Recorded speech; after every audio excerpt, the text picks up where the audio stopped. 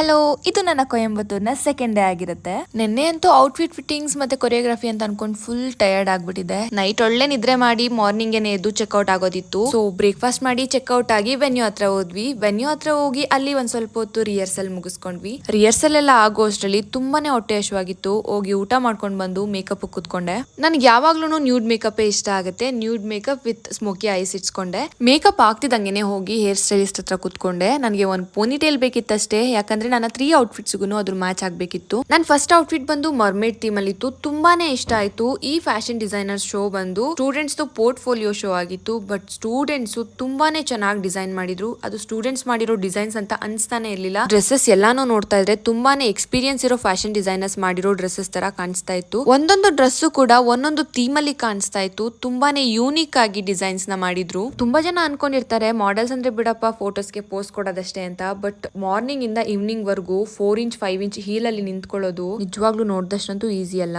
Show ಮುಗಿಸಾದ್ಮೇಲೆ photo session ಎಲ್ಲ ಮುಗಿಸ್ಕೊಂಡು ಹೊಟ್ಟೆ ತುಂಬಾ ಊಟ ಮಾಡ್ಕೊಂಡು ಅಲ್ಲಿಂದ ಹೊರಟಿದ್ದಾಯ್ತು. ನನ್ನ 3 ಲುಕ್ನು ಹೇಗ್ ಕಾಣಿಸ್ತಿದೆ ಅಂತ ಕಾಮೆಂಟ್ ಮಾಡೋದನ್ನ ಮರಿಬೇಡಿ. ಮತ್ತೆ ಇನ್ನೊಂದು ವಿಡಿಯೋ ಜೊತೆಲಿ ಸಿಗ್ತೀನಿ. See you until next time. Bye bye.